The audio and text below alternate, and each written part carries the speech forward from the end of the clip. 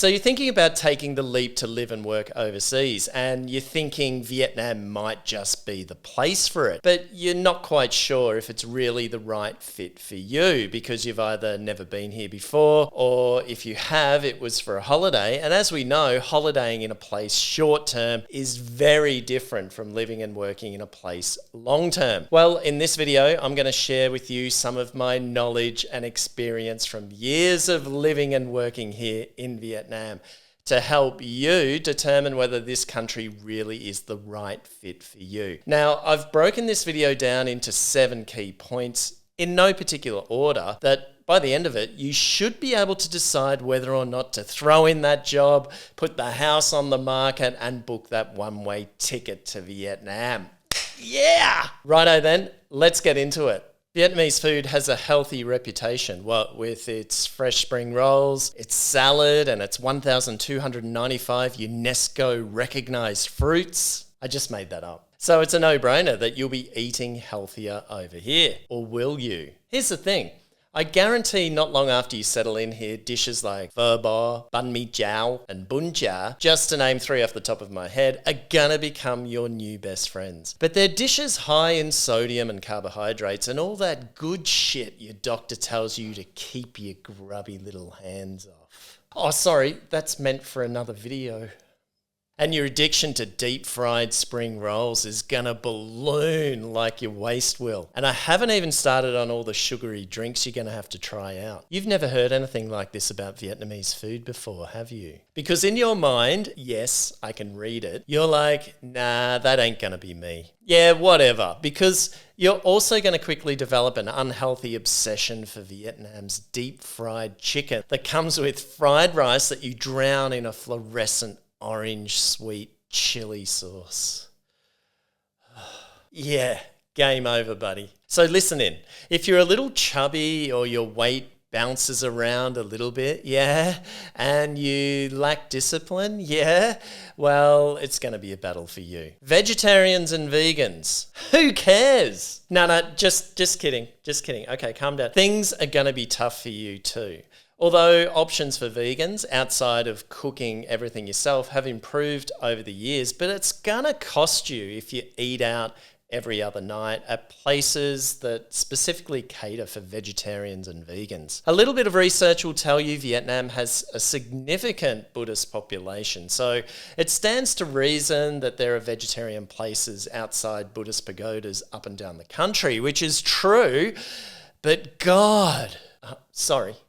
But yeah, you're gonna get tired of that pretty quickly. Sure, you can go to wet markets to do your shopping as an alternative, but keep in mind you'll have to deal with everything that goes on there. As you can see, it's not like walking down the aisles of a supermarket where you're from. And supermarkets, there are plenty of those here these days, but this is when your cost of living starts to add up, once you discover all those little goodies from home you've been craving. And as for those of you who don't even fancy Vietnamese food at all, there are actually people here who don't really eat it. You've got to ask yourself, why bother coming here at all?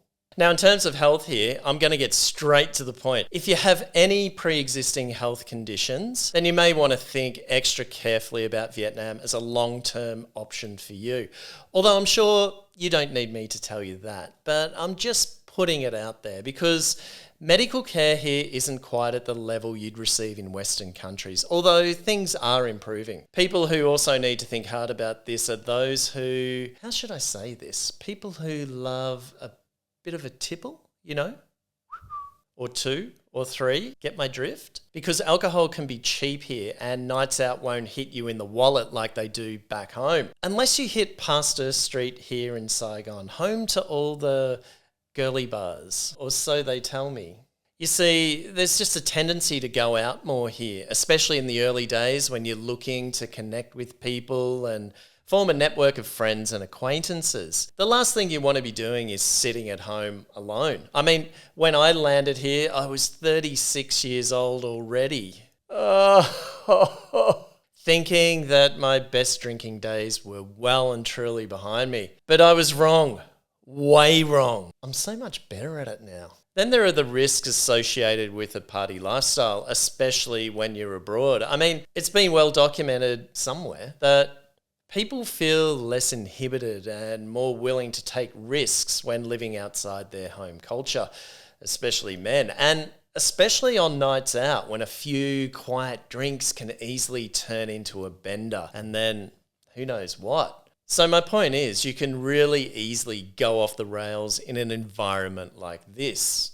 Not this, I mean this, Saigon, where let's say vices are easy to lay your hands on and are quite cheap, and where the perceived accountability for your actions is significantly lowered. So is this you? Are you a chance to go off the rails in a place with cheap booze and other temptations that might send your moral compass into a spin? It's definitely something worth thinking about. There are plenty of things you need to consider about relationships when deciding if Vietnam is the right fit for you, but I'm only going to touch on two in this video. Firstly, if you're single, then it's likely at some stage you're going to want to get into the dating game. Now, as a happily married straight man, no, I really am. I am. I'm not up to speed when it comes to dating, but I've observed this over the years and I've had some experience with it. If you're a straight male, for example, chances are you're going to date mostly or exclusively local women. So this is going to present some challenges for you straight out of the gate. This is because of the norms and expectations around dating Vietnamese women. For example, hang on, I'm only going to talk about good girls here, by the way. Oh man. What am I getting myself into here? Be nice in the comments. And don't forget, I'm generalizing as well. But expect that on a first date, she'll turn up with a friend or family member, perhaps a sister or a trusted auntie. And she's going to want to do this somewhere quite public, like a cafe at an odd time of the day. And it'll kind of feel like you're back in school dating in the yard behind the shelter shed. In fact, if someone fancies you, they'll ask you if you want to have coffee, not ask you out for a drink like what traditionally happens in Western countries. Although I heard these days you just hook up online and go fuck. Is that true? Let me know in the comments. Now back to Vietnam. I remember being a bit put out the first time when someone asked me if I wanted to have coffee. I figured she wasn't that into me until I understood what was really going on. I think that's where I got my love for coffee from. Now, before I met my wife, true story, I don't know, someone forgot to tell me or something, or I wasn't paying attention when I was told, but yeah, I organised a date with someone and I had to sit there and try to get to know this much younger lady with what was essentially an audience. It was super awkward and had me wondering what I was doing there, but being the sucker for punishment that I am and a bit desperate, I think I did it all again the next weekend. The things we do sometimes. Oh, and if you've got your heart set on dating a bar girl, well, disregard everything I've just said. Now, if you're already in a relationship and considering a move here, you're going to really need to think long and hard about whether Vietnam will be a fit for you as a couple.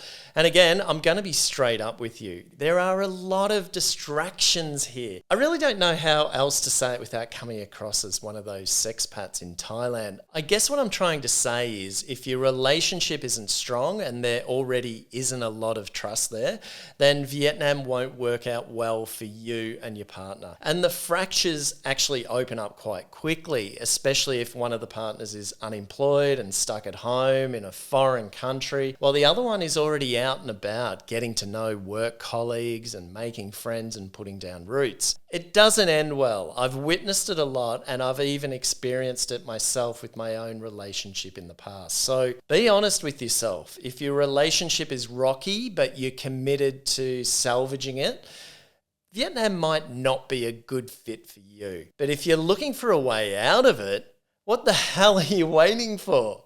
So if you're not coming to Vietnam on a big salary package with an international conglomerate that includes a villa in the poshest neighbourhood in town that also comes with a pool, driver and a maid, then what are you doing? What's going on? Then chances are you'll be coming here like the rest of us did, with barely 2 bob to rub together, nowhere to live, and bugger all support with housing from your employer. If you have one, that is. Well, fortunately for you in 2025, if you decide Vietnam is a good fit for you, there's an oversupply of apartments for you to choose from in most major cities, which should give you plenty of options and some bargains to be had. Unlike back in 2010 when I arrived, Vietnam was still a few years away from the manic construction phase that took off around 2014 or so, which saw residential apartment blocks pop up all over the place. Saigon's skyline is very different now from what it was back then. And it turned what was once a landlord's paradise where they could set the price and payments in the currency they wanted, US dollars usually, with the bonus of few, if any, rights for you as a tenant, into what's now a renter's Shangri-La. Okay, I pumped that up a bit too much. It's okay here if you're a renter. It's affordable. But the scams back then were rife, and it was rare to hear of anyone getting their deposit back. But thankfully, those rorts seem fewer and farther between these days, although disgruntled renters and landlords do take to social media from time to time to hang out their dirty washing and threaten legal action as if it were actually a worthwhile option. So if you're wondering how you can find trustworthy rental agents, I can't believe I've just said trustworthy rental agents in the one sentence. Anyway, to see what there is that suits your tastes and meets your requirements, then I think word of mouth is still probably your best bet. But if you don't have any connections that can make recommendations, then your next best bet might be to join the various Facebook groups out there that list rental properties. And before you ask, I'm not recommending any. But if you want to find out more information about my experience renting here, along with any other questions you have on the topic, you might like to join my live stream each Sunday and ask me straight up in person. I'm usually online sometime between 10 a.m. and 12 midday Vietnam time on Sundays. And if you go to my live tab on my channel, you should see when the next one is coming up. Click through and you can get notified so you don't forget. I hope to see you there. Yes, work. The questions everyone wants answers to. Can I get a job there? Can I chuck everything in and go and make money there? Will I be able to change my identity?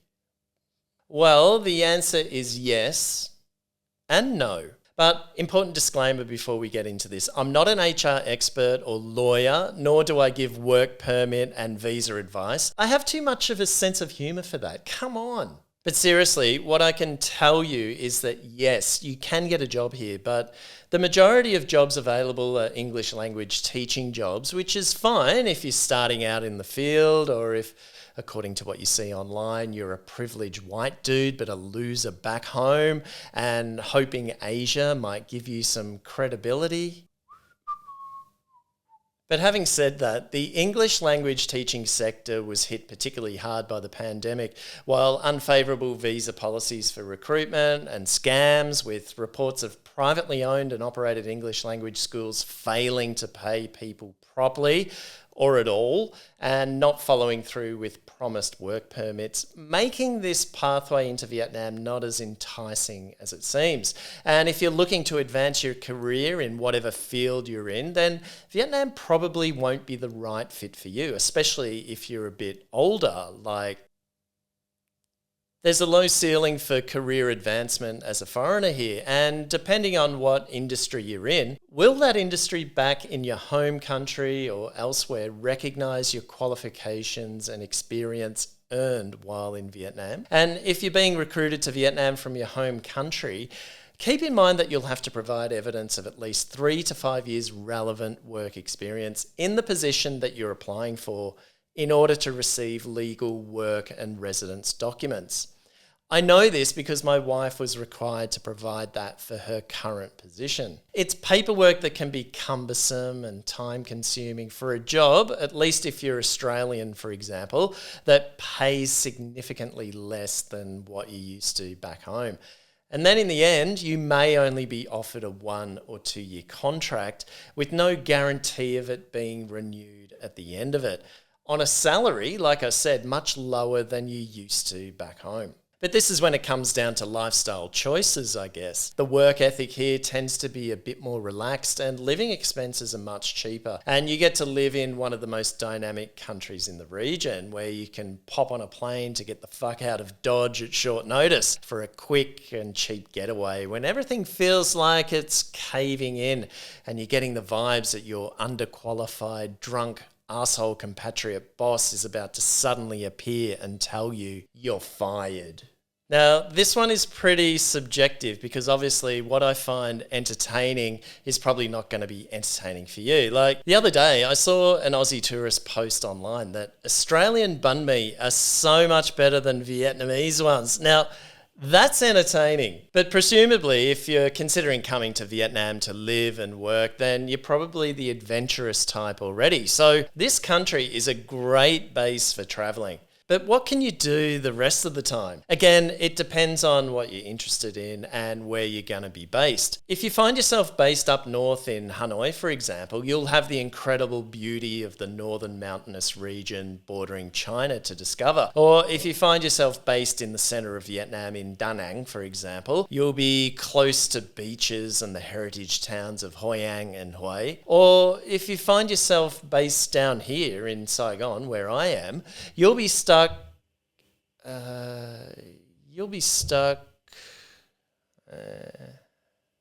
Yeah.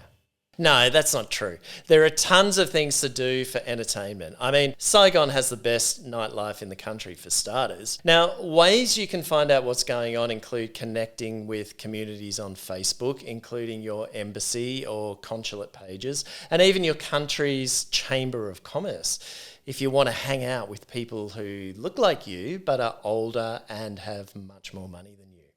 Each to their own. But if you're like me, however, one thing's for certain. Living here will unearth a bunch of new interests for you. For example, I've gone from going out regularly and drinking and having fun with my mates and having a life to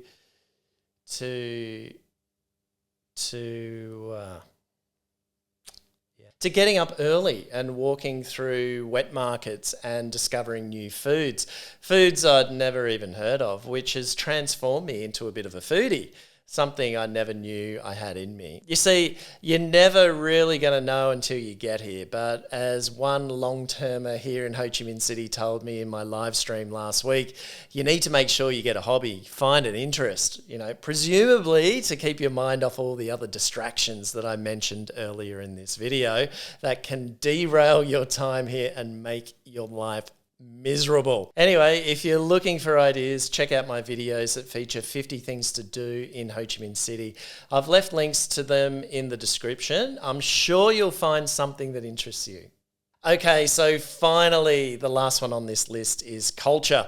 And I'm going to keep it brief because the videos listed on my channel before this one cover a lot of aspects of Vietnamese culture that you should familiarize yourself with. So go and check those out after watching this. Now, if you're wondering whether Vietnam is the right fit for you, culture clashes are something you really need to consider before diving headlong into living here. I mean, you don't have to listen to me at all if you don't wanna.